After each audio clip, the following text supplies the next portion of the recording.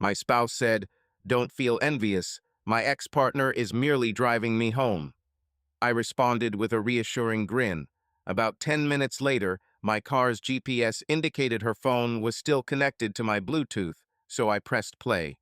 The dialogue that emerged from the speakers made me abruptly stop, park, and begin recording. As morning approached, she stepped into an empty apartment to find a lawyer waiting in the lobby. A smile crossed my face when she spoke those words. That's what I recall most vividly, not the actual words themselves, but rather the feeling they evoked. Over time, they have echoed repeatedly in my mind. Not the tender kiss on my cheek before she departed, or her lingering fragrance at the door after she shut it. Instead, it is the smile I offered her that remains, etched into my heart like a burrowing splinter. I'm the understanding husband, one who wouldn't invade privacy by checking a wife's phone, tracking location, or questioning excessively. "No worries," I said, "but stay safe." She chuckled, a melodious sound that once stirred my heart and assured me of my excellence. Then she left, the apartment door echoing a finality I didn't grasp then, but would later rewind, seeking her departure's rhythm. If you fully loved someone, you understand the price of that smile. You comprehend the pain of swallowing suspicion, acting on trust despite gut feelings screaming danger, and choosing faith over intuition, since the other option was unbearable. I remained on our gray sofa, the sectional we had picked after 2 weekends of debating fabric samples and leg designs, and I convinced myself I was being irrational. Miranda had been open about meeting her ex. She shared that his name was Blake, they dated in college, he was currently in town for work, and had offered her a lift home from her workplace as it was en route for him. She displayed his text message to me. It was casual and cordial, nothing concealed. This is what trust embodies, I realized. This is what a strong marriage seems like. I felt a sense of pride towards myself, honestly. Proud of my maturity. Proud that I wasn't one of those controlling husbands you read about online. The ones who prohibit their wives from having male friends or crave access to their social media accounts. I was advanced, I was self-assured, I was foolish. Just 10 minutes after she departed, I found myself scrolling through my phone, trying to occupy myself with work emails, when a notification appeared on my car's app. My Tesla, the Model 3 I purchased last year following a substantial bonus, includes this feature that notifies you of various updates. Generally, it's mundane information: charging complete, software update available, temperature adjustments in the cabin. The message read, "Phone connected via Bluetooth." Puzzled, I pondered over it. Since this morning, Miranda had used an Uber to commute due to my early meeting requirement. Without the Tesla, why was her phone linking? Then realization struck. When a device is paired with a car's Bluetooth system, it remains linked and connects automatically within range. Evidently, Miranda's phone was in my vehicle, implying she wasn't riding in Blake's car as previously assumed. Instead, she had borrowed the Tesla, deceiving me. The earlier smile I had offered her, symbolizing trust, turned sour in recollection, morphing into proof of my own naivety. My hands trembled as I accessed the car app completely, locating the GPS tracking feature. There it was, my car, traversing downtown. Instead of heading towards our apartment in the Marina District, it was moving towards the southbound highway, away from home to where I should have called her. However, something held me back. What a rational person would do. Perhaps it was her carefree, deceptive giggle echoing in my memory. Or perhaps it was the treacherous kiss on my cheek, cloaked in affection. Maybe it was something profound, a primal urge to remain still and observe. I navigated the car's media controls. The Tesla app, despite its impressive capabilities, is invasive if you consider it thoroughly. It allows remote control over almost everything: climate, locks, media system. I can monitor what's being played. I could also transmit my voice through the speakers once, to frighten Miranda by simulating the car's AI when she was in the parking lot. She'd laugh then too. Now, glancing at the media controls, I noticed nothing was on. The radio was off, no music, no podcasts, no navigation voice, just quiet or conversation. My thumb paused over the button that would activate the microphone. The Tesla, equipped with cabin cameras and audio recording abilities for security purposes, allows recording of conversations inside the vehicle, which can be accessed via an app. I was aware of this feature and played it back. At first, all that could be heard was the usual road noise. Then, her voice came through, sounding surprisingly relaxed and carefree. I hadn't heard that tone before. She admitted to doing something she found hard to believe, laughing her musical laugh. There was a man in the car with her who seemed unfazed by her admission. He merely smiled. It was almost tragic how trusting he was. A deeper, amused voice responded, questioning if she felt guilty. She quickly denied any guilt, saying she only pointed out that the man clearly admired her greatly. Blake views me more like a roommate who occasionally provides him with intimacy. Have you noticed how long it's been since he surprised me or did something spontaneous? He even schedules our date nights in his Google Calendar, color-coding them. They both chuckled. I was still smiling, but it wasn't the warm smile from earlier. It was a different, fixed one. My face felt numb, as if Novocaine had been injected into my cheeks. Moreover, Miranda added softly, with an intimate tone, "You've always been better at making me feel alive." Recall our weekend in Napa, where I suddenly acted on impulse. I don't recall the moment I decided to do it. One instant I was seated on the couch, engrossed in a phone call, and the next I was standing in our bedroom, hastily removing my work laptop from my bag. The conversation persisted through my earbuds. I switched to those so I could wander, so I could move, so I could channel the energy coursing through me like electricity. They were reminiscing about their past, discussing their college romance, the way they parted, mutually and amicably, but not at the right moment. They talked about when they reconnected 6 months ago at a conference in Seattle where they both presented. Blake asked if he knew she was there. She replied it was work-related, which it technically was. More laughter ensued. She opened her laptop and adjusted Tesla's security settings. The car records footage from all its cameras for an hour if manually triggered, but usually only saves it in case of incidents like hard brakes, collisions, or security alerts. She activated the recording because she needed it. As the files downloaded, they discussed travel plans. They were heading to a hotel in Pacifica with an ocean view. She informed him that she could stay until 10 as she had a late meeting, so she would be there until then. Regarding caution, Blake stated frequently. Yet, it was an essential aspect of the excitement. Miranda once expressed her affection for her spouse. Her heart momentarily leaped with optimism before she added more. "I love you too, but in a different way," she said. "He's steady, dependable, he's my base. However, you are my air. You remind me what it feels like to breathe again." The sentiment was nearly admirable. The video files were now downloaded. 4 perspectives, each offering a clear view of the interior of my car. I opened them, synced them, and watched as my wife entered the driver's seat. Watched Blake lean over to kiss her, not a casual peck, but a deep, affectionate kiss shared by lovers. Watched her laugh him off playfully, glancing around the parking garage to ensure no one was watching. Watched her drive my car with fuel paid for through our joint account, as evidenced on her credit card statement that I can access via our management app. I utilized our shared credit card for purchases. I meticulously documented every transaction. The car's audio feed continued playing in my earbuds, while the video files were saved to 3 distinct storage drives and my encrypted cloud storage.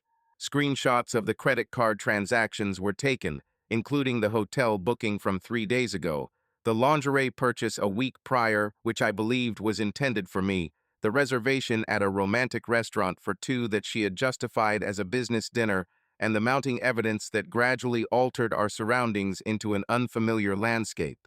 "Have you ever pondered over what would transpire if he discovered this?" Blake inquired. A brief silence followed. "He won't.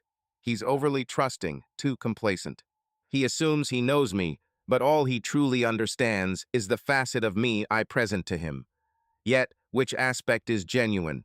Perhaps both, perhaps neither, and does it matter?" In our bedroom, surrounded by printouts and devices, I found myself devoid of feelings.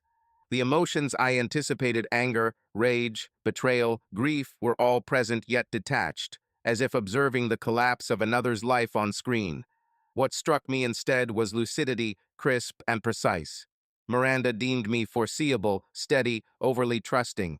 She believed she could control me much like she managed her career, her persona, her meticulously crafted social media identity. She perceived me as the foundation while Blake was the excitement. She'd overlooked that foundations, when they crack, can bring down entire structures. Checking my watch at 8:47 p.m., I knew she would return by 10 an hour to spare. Opening my laptop, I began to type. People often inquire about how I maintained composure, how I spent the following hour without shouting, without contacting her, without storming off to Pacifica and creating a spectacle worthy of reality shows. The explanation is less dramatic and more strategically planned than they prefer. Remained composed as I was well aware of my actions. A thriving career in corporate law, focusing on contract disputes and asset protection, doesn't come easy without knowing how to leverage paperwork. My entire work life hinges on a single truth. Evidence is paramount. Emotions wane, recollections grow murky. However, documents they endure forever. Thus, I documented every detail meticulously. First, I safeguarded all recordings and videos, arranging them in neatly labeled folders with timestamps and annotations. An audio file from 8:34 p.m. to 8:52 p.m. detailing their conversation in my vehicle. Multiple camera angles capturing Blake kissing her, her laughter, the ease of their relationship. I even snapped screenshots of GPS coordinates showing my car's trajectory from her office to the hotel, timestamps aligned with those on the audio. Then I delved further. Our combined credit card statement exposed 6 months of deceit.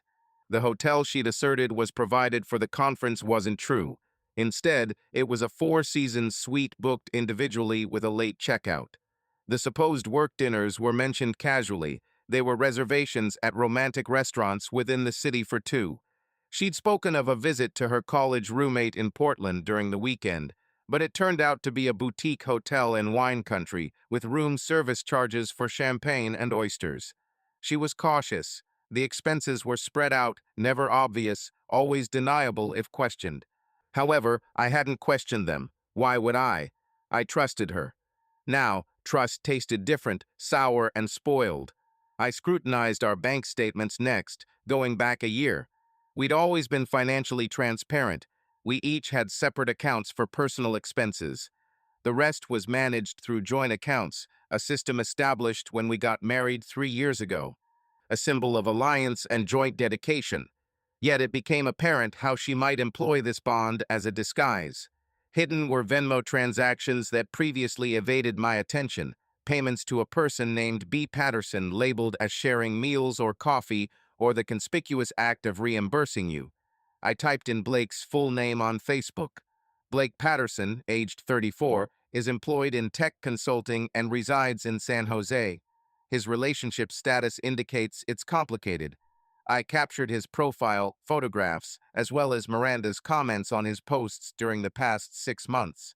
There was nothing overtly suspicious, but it was telling in its regularity. Her preferred emoji, the one depicting a halo, appeared almost every photo he posted. She had liked his update regarding a business trip to Seattle. She had commented, "You look great," on his photograph from Napa Valley. All the clues were present. I had simply been overly trusting, too complacent, as she had said, to seek them out.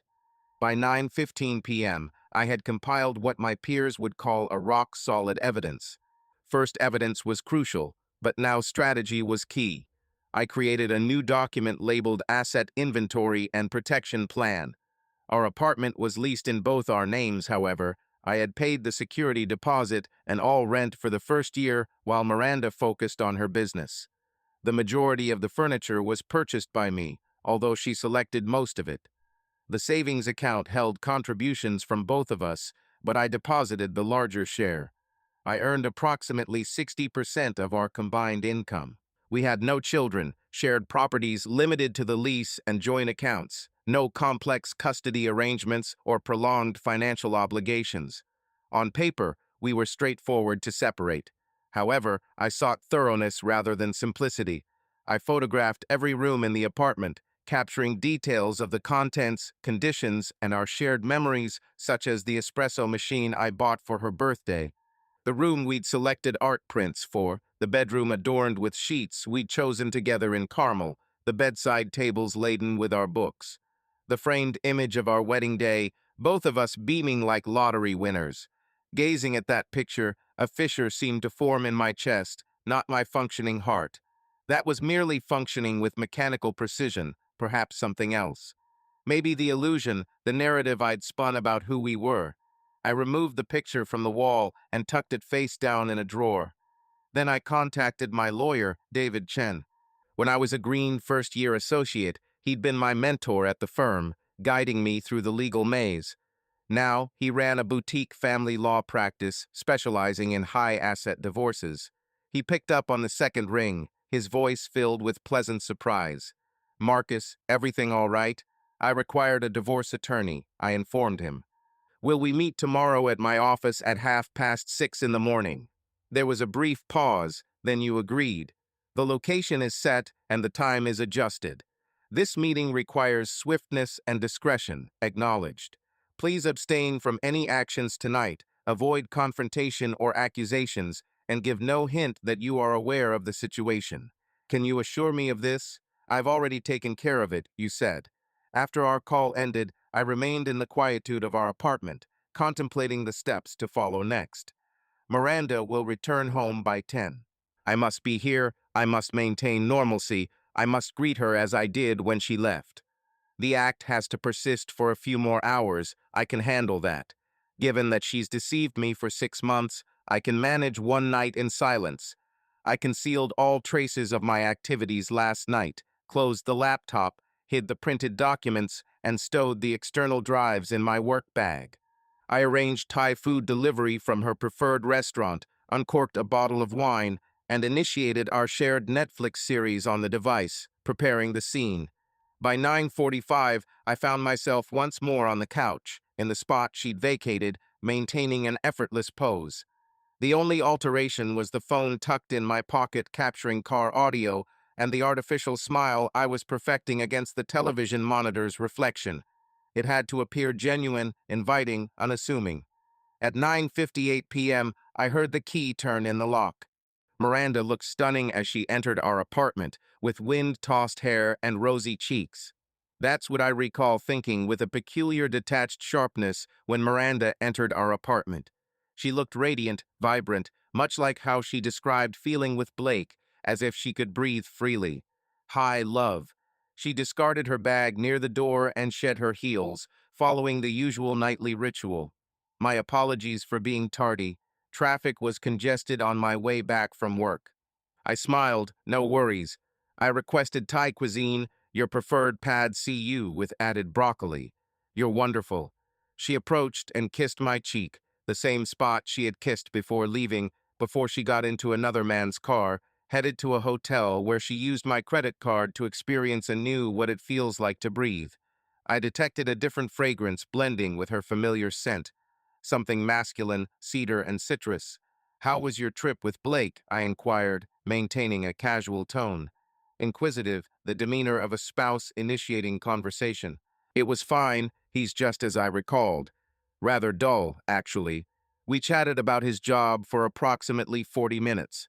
I was on the verge of leaping at a traffic light. She chuckled, moving towards the kitchen to get plates. "How was your night?" "Quiet. Caught up on some emails, nothing thrilling." The falsehoods passed between us like wine, filling our glasses with poison we both pretended was just another routine evening. We dined on the couch, watching our program. In non-chosen British mystery series that served as our ambient noise, Miranda settled in her regular spot, tucking her feet beneath her. Every now and then she commented on the plot or glanced at her phone. On her screen, Blake's name popped up along with a heart emoji, causing Miranda to smile before typing a response. "All good?" I inquired. "Yep, just Jenna being melodramatic about her boyfriend again." Jenna was her closest friend, the often utilized explanation for numerous text exchanges I had never questioned. She should end things with him, I suggested, as usual voicing my thoughts about Jenna's long-standing turbulent relationship. Agreed, Miranda concurred. If you're not content, just move on. Life is too brief to tolerate someone who fails to energize you. The irony was palpable. We completed the episode. Miranda yawned and extended, hinting at an imminent early morning client call, suggesting she retire. I disclosed that I intended to complete some work emails before doing the same. She bestowed a casual kiss on my forehead, an unconscious act of affection, and retreated into our bedroom. In the dimly lit living room, I heard her navigate through her bedtime rituals, water running in the bathroom, closet doors opening and closing, a creak from the bed as she entered it. My phone was still clutched in my hand, still linked to the car's audio system, despite the recording being silenced since their arrival at the hotel. I possessed all necessary items. The proof was secured, the attorney informed, the plan activated. Only the culmination remained, and I prepared for it. I set an alarm for 4:30 am, intending to rest on the couch to minimize disturbing Miranda given my early wake-up call. From the bedroom, she inquired if I was certain, to which I replied affirmatively. In reality, I couldn't endure sleeping beside her. Tonight, not when I knew where she had gone, whose hands had caressed her, the secrets they had shared in my car, whispered on my coin during my marriage. My sleep has been fragmented, disrupted by dreams that felt like recollections. Miranda laughing, Miranda walking down the aisle, Miranda expressing her love for me, stating I was her foundation. In these dreams, I smiled broadly, with trust radiating from it. The alarm screeched at 4:30 am. I moved stealthily around the apartment, collecting necessities, laptop, external drives, my folder of tangible proof, a fresh set of clothes. Everything was packed into my work bag and a small suitcase from the hall closet. Miranda's breathing in the bedroom remained unperturbed. Before departing, I conducted one last search. I gathered items significant to me from the bathroom, bedroom, and nightstand: toothbrush, razor, Christmas clone, books, framed photos, father's watch, essentially, parts of my identity. At 5:15 am, I shut the apartment door, echoing the silent farewell she left me with. The city's sunrise was dawning, coloring the streets in hues of gold and pink, a breathtaking sight had I been able to appreciate it. However, I was oblivious, driving instead to David's office in Soma, parking, then taking the elevator to the 14th floor with my bag containing proof and maintaining my self-control. David was present, coffee being brewed, legal pads prepared. "Tell me everything," he instructed. So I did. David scrutinized the audio recordings with a concentration akin to a surgeon analyzing an X-ray. He jotted down points in his meticulous handwriting, intermittently halting the playback to seek clarification. "Is this her voice without doubt, and the timestamp indicates this happened while she declared being elsewhere, and you have visual proof of this?" Affirmative, affirmative, affirmative, as I presented him with the credit card bills, hotel bookings, Venmo transactions. He even whistled. A soft, admiring sound that left me feeling both vindicated and empty. "This is exhaustive," he said, "almost too exhaustive. How long have you known about this?" "Since last night. I recorded it all in real time." He regarded me over his reading glasses much as he used to when I was his associate, showcasing either admiration for a smart move or disapproval of a reckless one. With David, often the distinction was unclear. Most people in your situation would spend weeks in denial, cross-examining and rechecking their conclusions. You, however, dove straight into evidence collection and strategic planning. "I'm a lawyer," I responded matter-of-factly.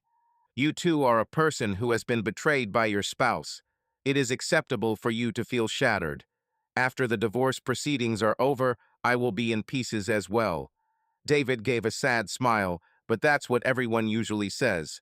Then they come to my office 3 months after the settlement, realizing they never truly dealt with their emotions. He tapped his pen on the legal pad thoughtfully. "But let's discuss that later. For now, we need to focus on your desires. I wish to be free quickly and smoothly, without alimony, without prolonging this process through courts for months, and without presenting myself as a victim in court." "What do you desire?" you asked, stressing the importance of your needs. I pondered over my response. What was it that I desired? I wanted her to comprehend what she had discarded, not to cause her pain, but because she is unaware of it. She sees me as stable and dull, and believes foundations can be easily replaced. I wish for her to recognize. I hesitated before speaking, seeking the right words. He wants her to understand that foundations not only support, but also stabilize. Their absence can lead to collapse. David wrote something it's poetic with a hint of vengeance, suitable for our purposes. He looked up and outlined the plan. California is a no-fault divorce state, implying the infidelity holds no legal weight in court proceedings. Yet, it plays a significant role in negotiations and timeline. We'll file today, with the papers prepared by noon. A process server will deliver them tonight at your apartment. Make sure this can be done promptly. With 20 years of experience, I can expedite many things in one day. First, though, let's discuss assets. Walk me through every detail, starting with our joint savings, approximately $85,000, and retirement funds separately accumulated during the marriage. We spent the following 2 hours cataloging the marital assets. My belongings and the apartment with its month-to-month lease. The car, it's mine solely, correct? Yes, that's the Tesla, where all our discoveries were made. You should hold on to it for sentimental reasons. His voice was dry. I said, it's proof. But he corrected, it's a trophy, and there's nothing wrong with that. In divorce, we claim our victories wherever they may be found. By 8 a.m., we had drafted a separation agreement. By 10 a.m., David filed the initial divorce petition with the San Francisco Superior Court. By noon, a server named Julio sat in David's office, reviewing instructions on serving Miranda. I suggested the apartment lobby. Tomorrow morning, she leaves for work at 8:15 sharp. There's a doorman, Carlos, who can let you wait inside. Should the doorman witness this? David asked. I want her to realize this isn't hasty, but deliberate. David and Julio shared a glance. Your estranged wife will slander you as a sociopath, David casually remarked. For 6 months, your estranged wife was unfaithful, using your funds and your vehicle. She can say whatever she pleases. I departed from David's office at 1 p.m., clutching copies of all the filing documents, a roadmap of upcoming events, and an unusual feeling of being detached from my body. Things were now in motion. The legal disintegration process was underway with the predictability of tectonic movement. I couldn't return to the apartment, not immediately, not until Miranda had gone to work. Instead, I drove to Ocean Beach, parked the Tesla on the Great Highway, and strolled along the coast. The fog was creeping in, dense and gray, muting the sound of the waves. I pondered Miranda's words from the previous night. He's steady, dependable. He's my foundation, yet you're my breath. It's astonishing what one can say. The manner in which someone dissects another, retaining the valuable elements while delegating the rest. It seems that tranquility is inherently mundane, reliability antithetical to passion instead of its precursor. I'd given her my trust, my time, my money, my faith in our mutual future. I structured my life on the belief we were constructing together. The support I provided was intended for both of us. The stability I offered served as a platform for her to grow. Yet, she took it all and deemed it insufficient. Or perhaps it was excessive. Perhaps foundations imprison instead of support. Perhaps I'll never comprehend. The ocean expands endlessly, unmoved by my disclosure or suffering. I remained until my hands turned numb from the cold and my shoes soaked by the tide. Then I got back in the car and headed to a hotel near the airport. In a distant locale, far from our community and daily existence, to avoid any chance encounter with her. Using my own identity, I secured a room, ultimately allowing myself to experience the emotions that had been building up. The fury emerged first, intense and enlightening. I wandered around the small hotel room, reliving every detail of the previous night. Her laughter, her deceit, her casual camaraderie with Blake. The tender kiss on my cheek. The casual way she consumed Thai food on our couch as if nothing was amiss. Then arrived the sorrow, profound and unforeseen. I perched on the hotel bed's edge and wept, not demurely, not silently. Instead, in loud, overwhelming sobs that seemed to be drawn from a deep part of my core. I cried for the marriage I thought existed, for the wife I trusted, for the future we had envisioned that would no longer materialize. I cried because I loved her, and a part of me, a foolish fundamental part, continued to do so. By evening, I had transitioned to something other than acceptance, not quite yet. Instead, it was a grim resolve. In the morning, Miranda would awaken in our apartment, dress for work, and step into the lobby where a process server would be waiting with divorce documents and a smile. Though I wouldn't be there to witness it, I had arranged something else.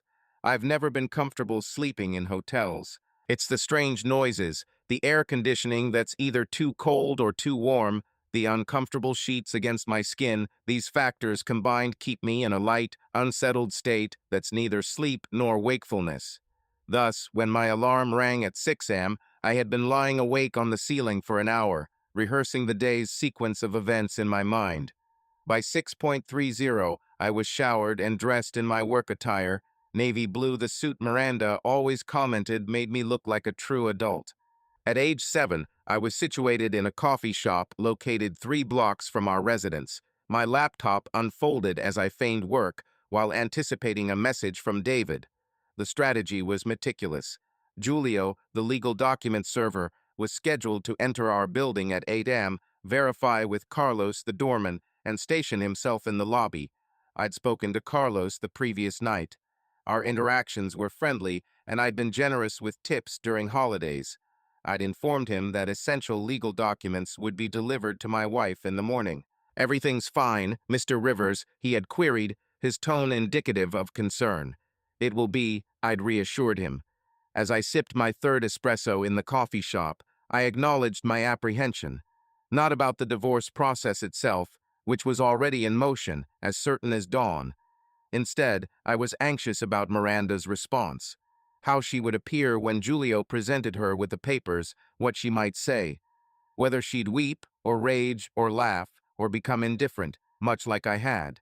I disliked that I continued to be concerned about her emotional well-being, but empathy doesn't cease merely because someone has betrayed you. Love's irony is its persistence even after it should have perished, clinging like a phantom limb that throbs despite its absence. At 7:45, David messaged that Julio was in place. The recording device was active. I had asked David to have Julio wear a body camera, ostensibly for legal reasons, to ensure the service was correctly executed. In truth, I yearned to see her face. I wanted to witness the instant she understood that her steady, foreseeable, unexciting husband had just shattered their marriage in less than a day. At 8:14, my phone vibrated with a video file. I couldn't view it then, not in public, not where others might see my reaction when I saw hers. So I gathered my laptop, returned to my hotel, secured the door, and settled on the bed with my phone. Then I hit play. The video was filmed from Julio's chest level, capturing the refined lobby of our apartment building. Carlos stood at the reception desk, appearing awkward yet businesslike.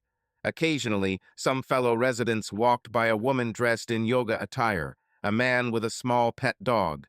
Then came Miranda, looking as she always did in the mornings, her hair neatly tied up in a low ponytail, donning black trousers and a silk blouse, a messenger bag hanging off her shoulder. She was preoccupied with her phone, smiling at its screen. I presumed it was Blake she was texting. "Miss Rivers," Julio approached, holding a manila envelope. She seemed puzzled. "Yes, is this paperwork for me? Could you please confirm your full name, Miranda Elizabeth Rivers?" "That's correct, but I don't understand why." "You've been served." Julio handed her the envelope and a receipt to sign. "These papers are about divorce proceedings initiated by Marcus James Rivers. The enclosed papers consist of a request for divorce, a proposal for property division, and details about your legal choices. You have 30 days to respond."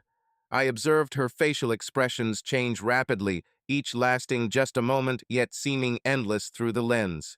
Expressions of puzzlement, disbelief, shock, rage, and eventually something I couldn't quite define, perhaps contemplation, or perhaps merely the realization that I was correct. She claimed there must be some error, she said, her voice strained. "Where is my husband?" she asked. "I am simply the delivery person, ma'am." The documents provide contact details for his lawyer if you have queries. Julio extended a pen for her to sign the acknowledgement receipt. I need to speak with Marcus, she insisted, struggling to find her phone. There seems to be some miscommunication, she said. Ma'am, I require your signature on this receipt as confirmation that you've received these documents. However, I won't sign until I talk to Marcus. Carlos fidgeted at his desk as her voice escalated. Two other residents attempted to steer clear of the unfolding scene in the lobby. Julio stated coolly that she could decline to sign, but the fact remained that she had been lawfully served. He possessed video proof of the delivery. Nevertheless, her signature merely acknowledged receipt, not agreement with the contents. Miranda hastily signed the document and ripped open the envelope within the lobby. Upon extracting the papers, her gaze scanned the initial page, revealing the divorce petition, which cited irreconcilable differences and sought an equitable distribution of assets. The second packet then emerged, causing her complexion to pale. Inside were photographs, as well as printouts of credit card statements, a timeline detailing their 6-month affair with Blake, complete with dates, locations, and expenditures. The entirety was incorporated within the service contract, not due to any legal compulsion. In California, a no-fault divorce doesn't necessitate evidence of infidelity. However, I chose to do so to make her aware that I was privy to everything. Once more she asked, this time softly, defeated, "Where is he?" My response remained the same: "I wasn't privy to that information, ma'am." Miranda glanced at Carlos, who seemed suddenly engrossed in paperwork on his desk. She surveyed the lobby and its inhabitants, who swiftly avoided eye contact. Then she looked down at the documents in her possession, which presented, in an orderly timeline, the proof of her own deceit. She uttered a soft curse, "Fuck." The video concluded there. Julio completed his task, the service validated and recorded. Yet, I remained seated on the hotel bed for some time, fixating on the static final frame. Miranda was shown in our lobby, encompassed by fellow residents and doormen, amidst the usual morning chaos of urban life, clutching the fragments of our marriage. My phone rang. It was Miranda. Over and over she called, 7 times in a row within 10 minutes. I let it go to voicemail. Then the text started pouring in. "Marcus, call me. This is crazy. We need to talk. You can't do this without discussing it first. At least give me a chance to explain my feelings for you." Each message came with an audible chime, and each chime gave a sense of accomplishment, not because I reveled in her distress, but because it was the first time since I heard her laugh in my car that I felt I had control over the situation. For 6 months, she deceived me, manipulated me, treating me as an immovable part of her scenery while she pursued more enticing horizons. She underestimated my unpredictability, assumed my trust was unwavering, believed my steadiness meant I would never retaliate. She had forgotten that steadiness is not synonymous with frailty, and that foundations, when they decide to shift, can bring down everything above them. Replying only once, succinctly and conclusively, all communication would now be handled by my lawyer. The data is in the files. After that, I barred her number. David phoned 5 minutes afterwards. I got word from her attorney. She's employed someone already.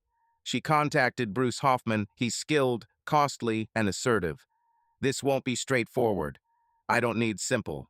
What was his message? He's alleging you ambushed her, that you're vengeful, and that the schedule is hurried unnecessarily. He's requesting a meeting you, me, Miranda, and him to talk about a more amicable resolution. Decline his offer. Marcus, decline it. She had 6 months for goodwill. Instead, she spent that time with someone else in your car. Proceed as arranged. David fell silent for a while. Then I'll inform him. But brace yourself, this is going to turn ugly. She'll struggle and attempt to manipulate the storyline. You must remain clean, composed, and let me manage the legal tactics. I'm always collected, I replied, and it was accurate. The fury from yesterday had consumed itself, leaving behind something more enduring: determination, perhaps, or simply the absence of delusion. Following our call, I unlocked my laptop and started a fresh document as per David's advice during our divorce process. This journal wasn't for therapy, though he suggested that too, but rather for record keeping. Every encounter with Miranda, each case development, every flash of clarity or doubt all logged, time-stamped, potentially valuable. Titled The Dissolution, I started to write. Ending a marriage isn't merely about the union itself. It's about disentangling an entire life. The friends you shared who now find themselves divided, and family members feeling betrayed on your behalf. The daily routines, rituals, and small domestic quirks that once defined your days.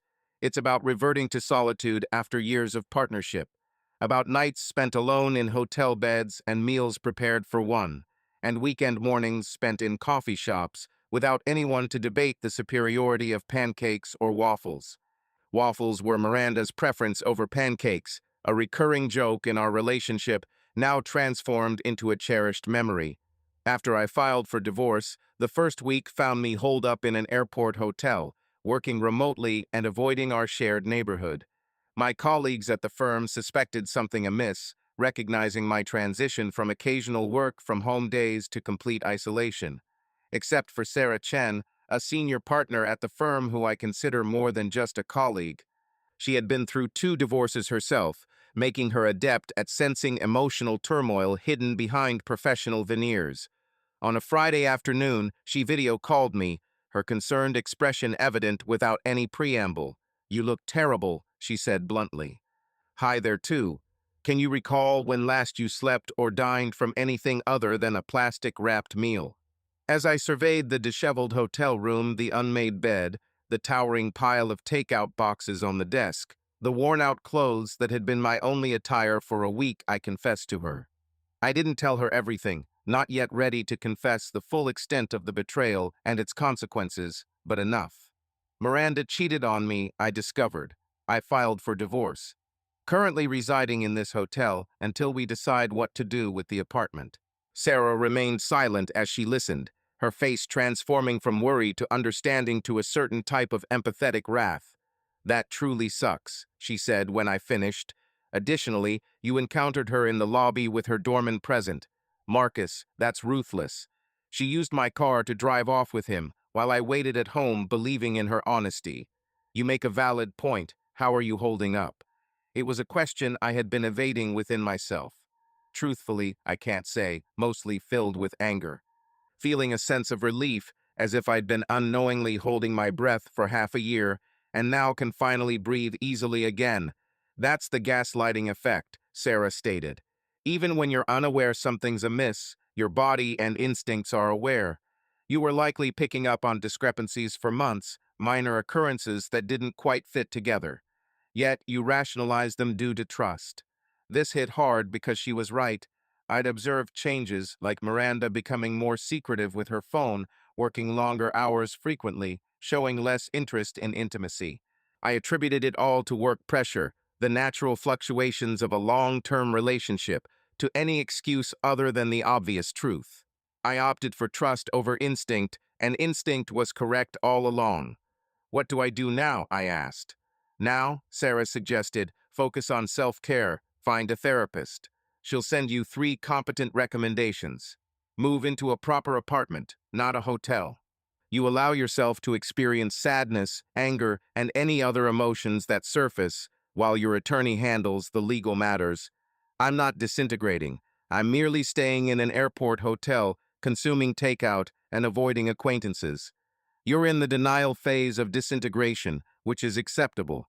Denial can help navigate initial shock, but eventually, one needs to confront and process the situation. I didn't want to face it.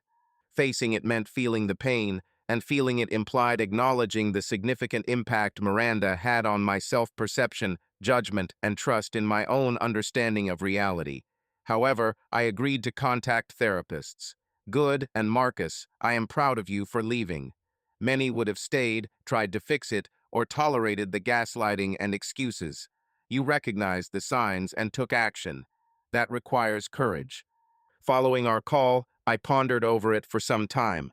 It seemed like a struggle, or perhaps self-preservation, not an act of courage, but a desperate bid to avoid certain death. That weekend, I embarked on apartment hunting. I could no longer afford hotel life, and I had no intention of returning to our shared space. Our lease was month to month, and we'd agreed, via lawyers, that Miranda would stay until the separation agreement was finalized. She'd take care of the rent while I claimed a credit for furniture. We found a one-bedroom unit in Lower District Heights, smaller than our marina apartment, but boasting more light, hardwood floors, and an appealing view of the park. It was immediately available, as its previous tenant had broken their lease to relocate to New York. The landlady, an elderly woman named Mrs. Kowalski who resembled my grandmother, appeared pleased to rent to a steady employee with minimal complications, if only she were aware. Initially, I inhabited the new place with minimal belongings, my apparel, laptop, case documents scattered across 3 spots, yet still tangible like charms. The emptiness of the area surprisingly felt soothing. No shared recollections, no echoes of past dialogues, no collectively selected furnishings, merely bare walls and potential. On my inaugural night there, I slept for a continuous 12 hours. Concurrently, the legal process continued with a predicted precision by David. Initially, Miranda's lawyer, Bruce Hoffman, attempted to delay, suggesting mediation, therapy, cooling off period. However, David remained steadfast.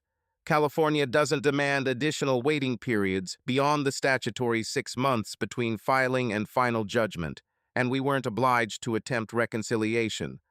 Miranda could challenge the divorce, but she couldn't halt it. The settlement discussions were more intricate. Our possessions weren't substantial. In our 3rd year of marriage, we were both in our early 30s, still climbing the career ladder and accumulating savings. Our finances were intertwined bank accounts, credit cards, retirement contributions during our marriage. Bruce suggested an equal division of everything, including the Tesla.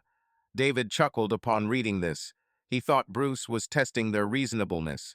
The Tesla is under my name, a separate purchase before our marriage. Despite knowing this, he knows the car gained value during our marriage, making that appreciation potentially shared property.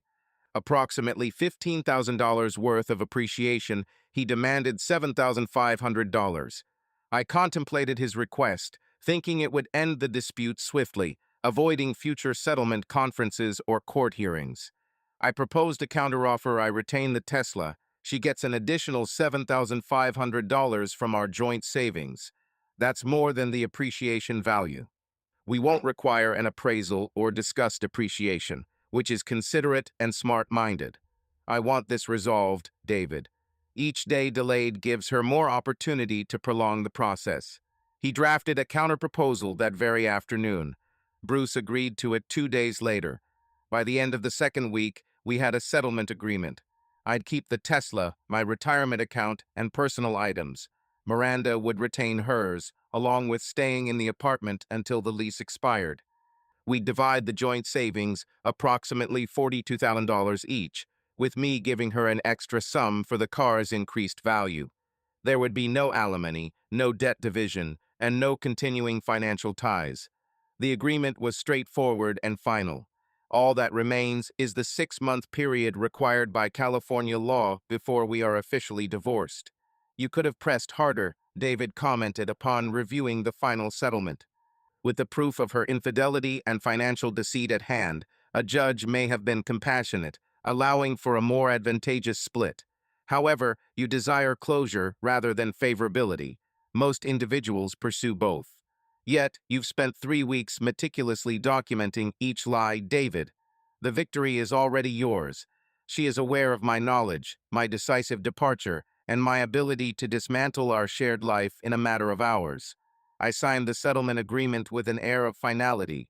Adding a few more $1,000 doesn't alter that fact. What I didn't inform David, what I hadn't revealed to anyone else, was that the evidence files remained on my computer, still saved, still backed up, and still accessible. The settlement agreement contained a routine non-disparagement clause. Neither of us were permitted to publicly defame each other, disclose marriage or divorce details, or interfere with one another's personal or professional lives. However, it didn't specify that I should eliminate the proof. I wasn't intending to utilize it, likely. Yet, its presence offered a sense of security, similar to having a fire extinguisher under the sink. You hope not to use it, but knowing it's there provides peace of mind. Sarah, my therapist, had suggested this approach. During our third session, Dr. Wang, an expert in relationship trauma and high-achieving professionals, questioned me about this matter. "You've systematically outlined the collection of evidence," she remarked, her voice soft but probing, as if I were constructing a legal argument rather than dealing with betrayal. "Could it be that this helped you deal with the shock, or perhaps it served to distract you from feeling the shock?" Pondering her question, I replied. We were seated in her Presidio office, sunshine filtering through the windows, creating an atmosphere of tranquility and professional serenity. "Both," I admitted at last. Gathering evidence provided me with a task, a sense of control when everything else felt disordered. However, it allowed me to dwell in my mind rather than my emotions. Now, the divorce papers are filed, the settlement is decided, and there's nothing left to manage. I confessed that the feeling was terrifying because I had to confront the truth. She didn't merely infidel, she deceived me for half a year. She utilized my car, money, trust. She told another man that I was dull, just a foundation while he was vitality. The most painful part is, I still can't fathom why. What was so unappealing about being dependable? About being someone she could rely on? After a moment of silence, Dr. Wang said perhaps nothing was unappealing about it. Maybe stability and reliability were precisely what she needed from you, so she felt secure enough to be reckless elsewhere. You were her home base, Marcus. For some individuals, having a secure foundation grants them the audacity for adventure. This realization pierced something within my chest. That's not love. Yes, she agreed. That's not affection, it's exploitation. You didn't deserve that treatment. On that particular day, I wept in her office, not the hysterical sobs from the hotel room, but quieter tears that seemed to cleanse something within me. 3 weeks following the submission of divorce papers to Miranda, she breached the non-communication agreement. Technically, there was no legal restraining order or verbal prohibition on communication. However, David had explicitly stated that all interactions should be facilitated through lawyers. No direct messages, no phone calls, no casual chats that could potentially be misconstrued or used against us in the future. Miranda sent me an email. This occurred on a Wednesday evening as I was struggling to cook dinner in my new residence. Despite my past culinary mediocrity and the fact that it hadn't miraculously improved post-divorce, I was attempting to prepare a stir-fry, a dish that bore an uncanny resemblance to a crime scene instead. When my phone signaled an email, its subject line reading, "Please read this," I almost discarded it. David would have advised me to delete it, forward it unread, to uphold the boundaries we had set. Yet, I chose to read it. "Marcus, I acknowledge I'm not supposed to reach out directly. I know you harbor resentment towards me, and I understand why. But I feel compelled to express certain things, and I want you to listen, even if you don't reply. I apologize, but I struggle to find adequate words. I apologize for deceiving you, for breaching your trust. I apologize for misusing your car, credit card, and the kindness you showed me. I apologize for every instance over the past 6 months when I faced you and feigned normality. However, there's something else you need to grasp. This wasn't about you being insufficient. You were our epitome of what a partner should be: kind, intelligent, generous, and stable in all that truly matters. The issue wasn't about you. It was about me. My therapist, at Bruce's urging and for personal reasons, has been helping me unravel the mystery of my actions. She inquired why I strayed from a good marriage, despite my love for my husband and our seemingly perfect life together. Upon reflection, I realized I had lost sight of who I was. We got married at 28, moving straight from my parents' home to college, grad school, and onto you, meaning I never spent time alone or experienced being just myself without the influence of someone else's expectations. Blake symbolized a past me before I became a wife, before accumulating responsibilities, before transforming into the organized, meal prepping, retirement planning person I am today. While I don't intend to justify my actions, I want you to comprehend that when I said you were my foundation, I truly meant it. You were the best thing that ever happened to me, yet I ruined it due to my cowardice in confessing my struggles. I was too self-centered to end things correctly, too fearful of losing my support system to admit I needed to discover myself without it. Incidentally, Blake is out of the picture now. I ended our relationship the day you served me. It turned out he wasn't what I thought, or perhaps I mistook an escape from responsibility for what I truly wanted. Regardless, it's finished. I realize you won't forgive me, and that's all right. I'm not asking for your forgiveness nor a response to this email. I merely want you to understand that you did nothing wrong. You were flawless, meeting every expectation I had. Sadly, I couldn't appreciate it because I was too shattered. I wish you find someone worthy of your stability, someone who recognizes that the foundation is not mundane but essential, someone who doesn't equate dependability with monotony or loyalty with lethargy. I hope your content, Marcus. You truly merit it, Miranda. I perused it thrice. Then I switched off my laptop, extinguished the stove, and departed from my apartment. No specific location was in my mind. I merely craved motion, desired to be anywhere other than ensconced with that email and my reflections. Consequently, I arrived at the Presidio, treading trails as the sun dipped below the Golden Gate Bridge. The fog was approaching, enveloping the bridge pillars in a haze of gray mist. The ambience exuded eucalyptus and salty sea breezes. Her email struck me as sincere. I concur with that assessment. The therapeutic language felt genuine. The self-awareness appeared authentic. She was striving to admit fault, to help me comprehend. Yet, comprehension did not alter anything. She had still been dishonest. She had still elected every day for 6 months to maintain the deception. She had numerous chances to disclose her struggles, to confess feeling lost, to ask for space or therapy or whatever it was she required. Instead, she concealed her actions from me while she navigated herself with another. Her reasoning that she had never been solitary, never just herself, was intended to assuage me. Was it meant to appease me? Was I supposed to find comfort in the idea that my wife viewed our marriage as a prison rather than a partnership? That my steadfastness was something she felt compelled to flee from instead of foster? Dr. Wong had forewarned me about this. She'll contact you again someday, she said during our last session, either to apologize or to clarify or to seek closure. And the question remains, do you interact or uphold your limits? The choice is yours. What should I do? That choice hinges on what you desire. If you crave understanding, interaction might be beneficial. If you yearn for tranquility, boundaries are more appropriate. As I pondered my needs while standing in the Presidio, as the fog enveloped the bridge, I realized I no longer wanted to care about Miranda's intentions, her internal struggles, or her personal journey of self-discovery. These matters needed to be disregarded and irrelevant to my existence. No longer searching for underlying meanings in her words. No more questioning if she genuinely spoke the truth. No more anticipating an apology capable of making sense of things. There was no such apology possible. Her infidelity wasn't undone by comprehending why it occurred. The revelation of her brokenness didn't mend the trust she destroyed. Her honesty in her email, though sincere, wasn't a redemption. It was merely late rather than never. I picked up my phone and composed a response. Dear Miranda, I received your honest email. Thank you for it. However, it alters nothing. I acknowledge the effort, but as for understanding why you acted as you did, that's no longer my burden to bear. You claimed I was perfect, innocent of any wrongdoing. That's true, and that's precisely why I have no desire to rekindle any kind of relationship with you.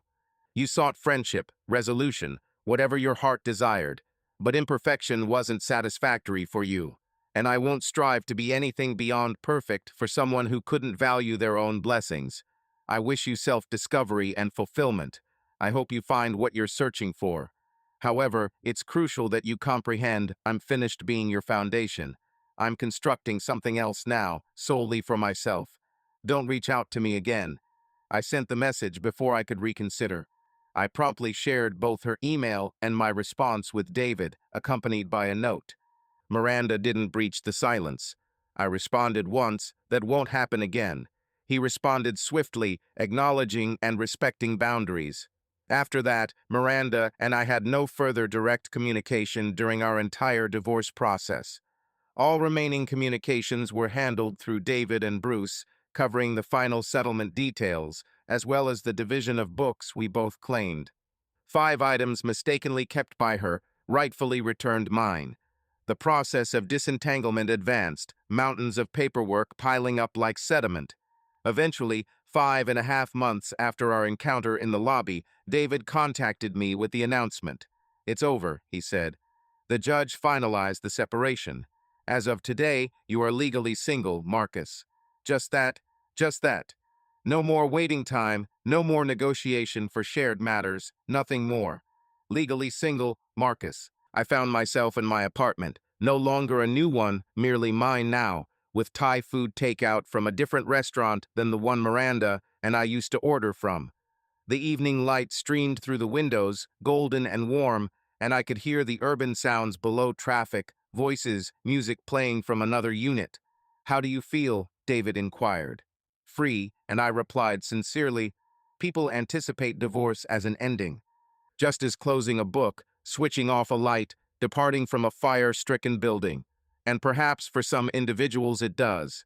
For me, it felt like construction, not the devastation I'd instigated that night when I uncovered Miranda's deceit. That was destructive, essential, and precise.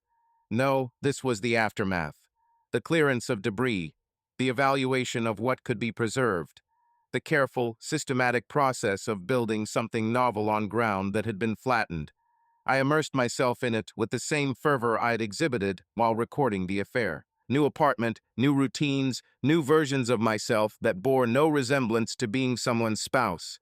I began running, an activity I hadn't consistently pursued prior.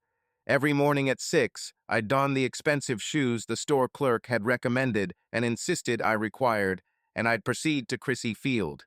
The initial week, I could scarcely cover a mile without interruption. By the second month, I was jogging 5 miles along the waterfront, appreciating the sunrise over the bay while my lungs labored and my legs throbbed, my mind at long last finding peace. I enrolled in a cooking class at the community center titled Essential Skills for Kitchen Confidence, which primarily attracted recent college graduates and men in their 40s following divorce. As a participant around 30, I was the odd one out, and Rosa, the vivacious instructor, enjoyed showing me the nuances between sautéing and pan-frying, questioning me one evening. "Did your wife not teach you this?" As I struggled to chop an onion.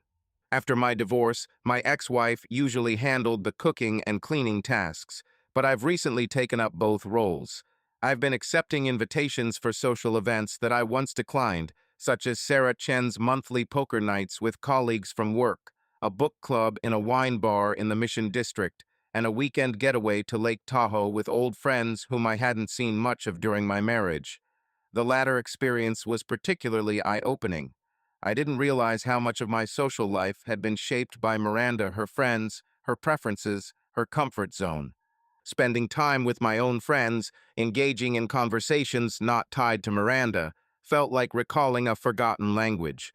My friend Jason commented on the second night, after we spent the day skiing and drinking whiskey by the fire at our cabin rental. "You seem different, perhaps lighter or more yourself. I can't quite put my finger on it." With Miranda, you were more reserved, seemingly managing her emotions or predicting her needs. It never occurred to me until he pointed it out. I had channeled so much energy into being the steady support that I had forgotten how to be anything but. Forgotten how to act spontaneously, foolishly, or selfishly. Forgotten how to desire things without thinking about their impact on her first. She was unfaithful, I admitted, for 6 months. I discovered it, filed for divorce, and served her papers within a day. Jason almost sputtered his whiskey. "Good Lord, Marcus, I had no clue. Are you all right?" "Yes, actually. I mean, it was painful. It still hurts occasionally, but I'm fine." And I was, not whole again. Dr. Wang constantly reminded me that healing isn't straightforward. But I was fundamentally okay before I learned about the infidelity, I realized. Because this okayness wasn't reliant on her actions or decisions. It was mine, established on my own foundation. Half a year after our divorce, you found yourself ascending from senior associate to the partner track at work. The promotion brought an increase in salary and additional responsibilities along with it. Sarah treated you to drinks at a downtown cocktail bar where we clinked glasses in celebration of new beginnings.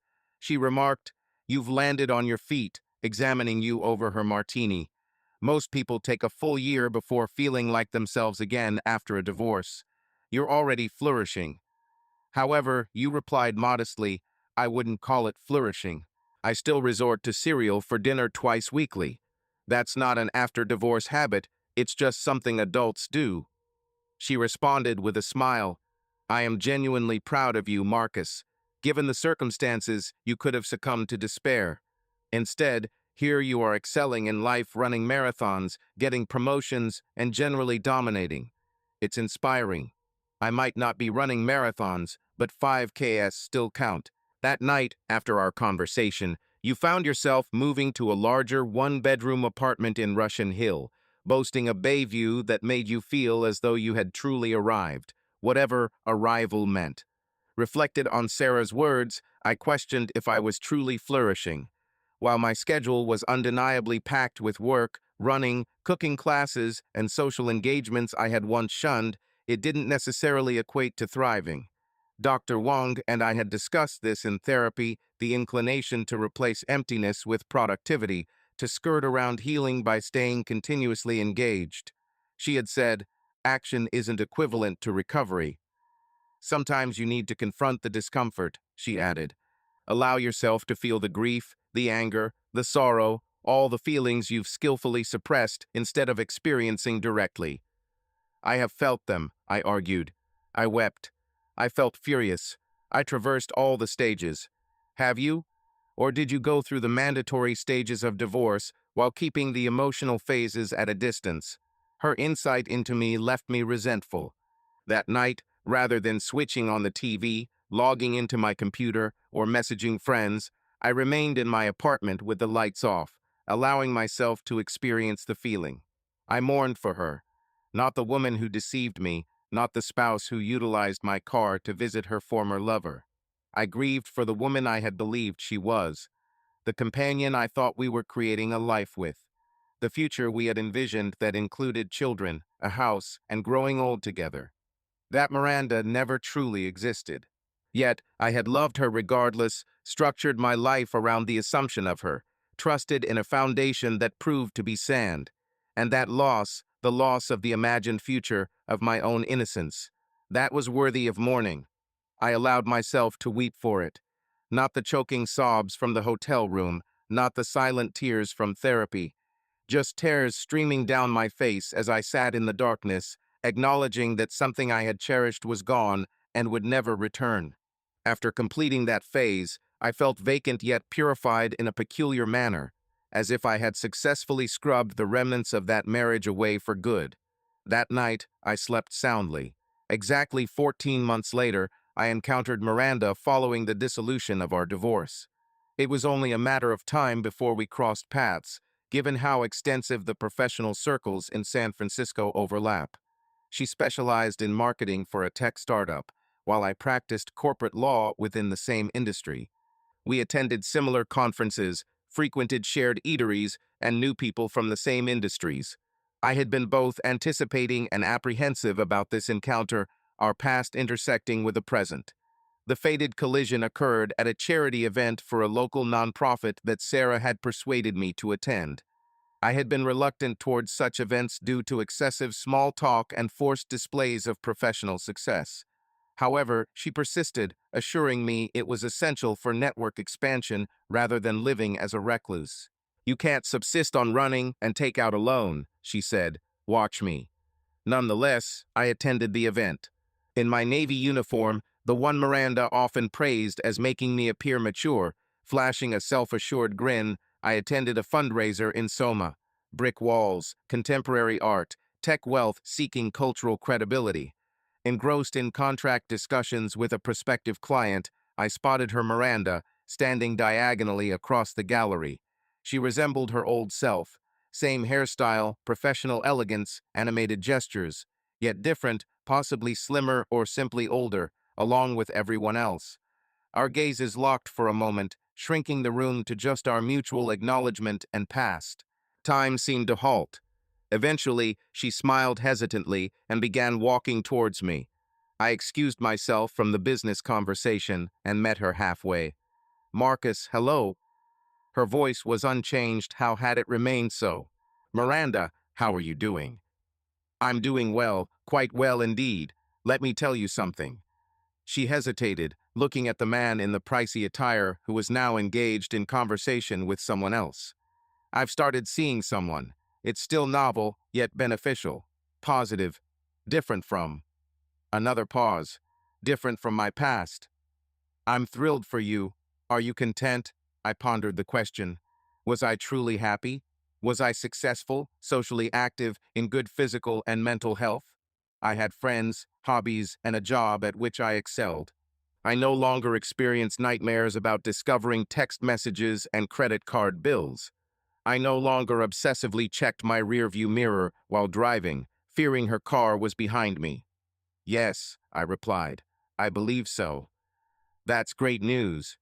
She fidgeted, a nervous habit from our dating days that I recognized. "Hear me out. This might seem odd, and I promised not to reach out, but I feel compelled to express something. Miranda, allow me to speak." She inhaled deeply. "I was wrong, not just about infidelity. I acknowledged my errors, expressed remorse, yet I was mistaken about you and us, about what constitutes stability. You're under no obligation to do this. I understand that, but I feel compelled because I spent half a year in therapy understanding why I wrecked our relationship. During this time, I discovered something. I told you I needed personal growth, solitude, that I was too young when we wed, but those were lies. The reality is, I was terrified. Terrified of my dependence on you, terrified of how thoroughly I'd constructed my life around you, scared that you genuinely treated me well, and I didn't know how to accept that without fearing some impending doom. So I created it myself. I wrecked us, because at least then I was in charge of when things would end. I looked at her. "That's the most self-aware thing I've ever heard you admit." She chuckled, but there was sadness in it. "It seems therapy can be costly yet effective. Who knew?" She cast a glance towards the man in the pricey suit. "Now, your boyfriend is steady and trustworthy, qualities I once saw as mundane about you. However, I am learning to appreciate them instead of viewing them as constraints. I'm content for you," I expressed. "In a way, I claim no credit for your happiness. I don't deserve it from you, but I felt compelled to let you know that you were right. In the email you sent, you stated perfection wasn't enough for me, and indeed, it wasn't. But it should have been. You deserved it." We stood there in the gallery amidst strangers and costly art, surrounded by the hum of networking, and I felt a peculiar sense of fulfillment, not exactly closure, but close to it. The end of questioning, perhaps, or the end of needing answers.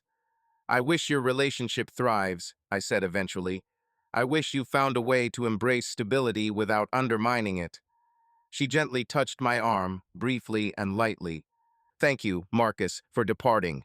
It might seem counterintuitive, but your departure was the most considerate act. It compelled me to confront my actions, to tackle my issues head-on instead of merely managing you while I stumbled along. You're welcome, I suppose." She offered a sincere smile, then returned to her boyfriend, and our moment passed.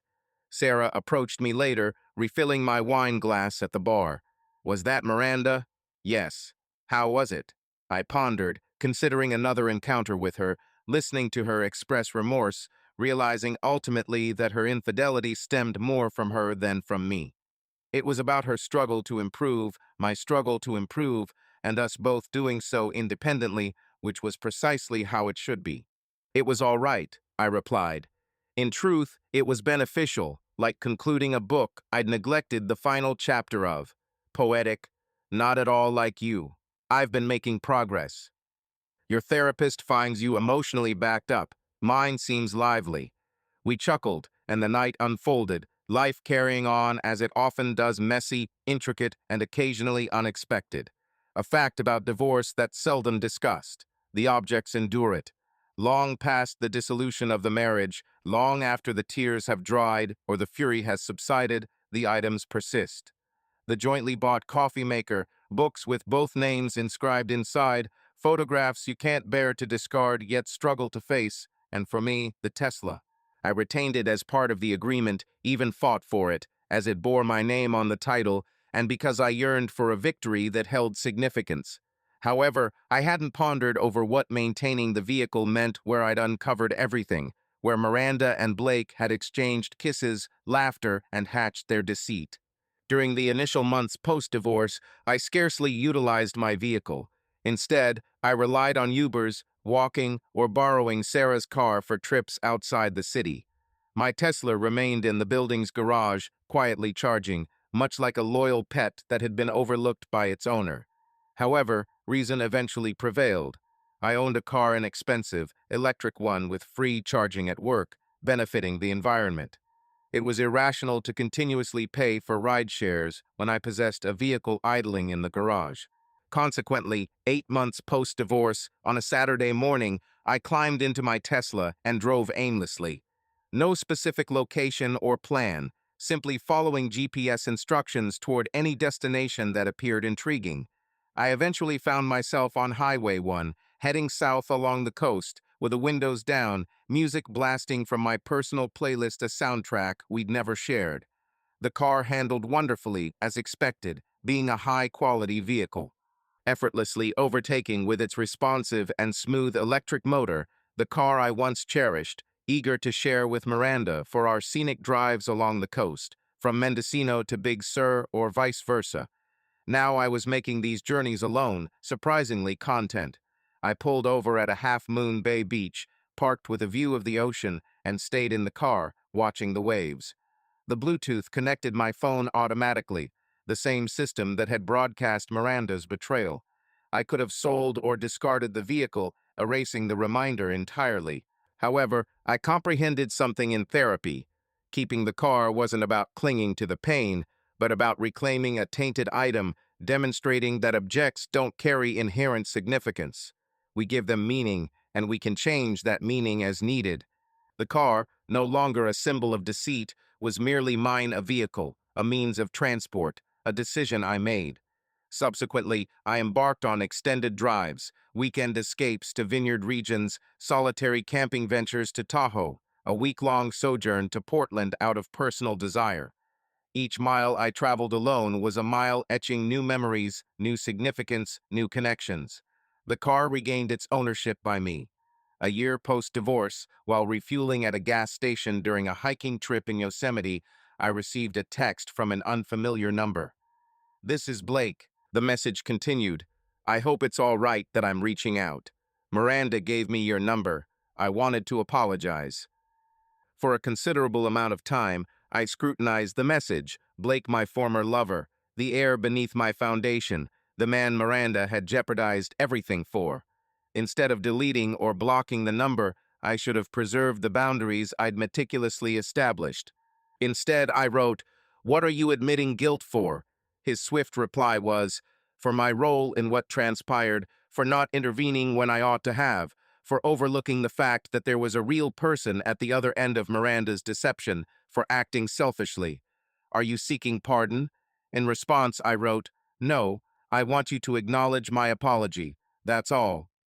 I remained in my car parked at the gas station, surrounded by families on road trips and teenagers buying snacks, amidst the usual hustle and bustle of everyday life, and I pondered forgiveness. Dr. Wong and I had delved into this topic at length. She'd clarified that forgiveness isn't about absolving others. It's about liberating oneself from the shackles of anger and resentment. It's a gift you bestow upon yourself, not them. However, I no longer harbored anger. I had been angry for months, cherishing my anger like a flame that kept me comforted during the coldest moments of grief. In the course of events, my anger faded, replaced by only remnants of embers and understanding. "I won't forgive you," I wrote, "yet there's no room for hate either. You acted selfishly, as did Miranda, and those actions ended our marriage. However, they also allowed me to construct something superior. Thank you for your words. Don't express gratitude, and please don't contact me again. This isn't reconciliation, it's closing a chapter." "I comprehend," came the response. "I wish you well, Marcus." I blocked the number then, spent some more minutes breathing and contemplating. Afterward, I resumed my journey home. 17.5 months post-divorce, I commenced dating again.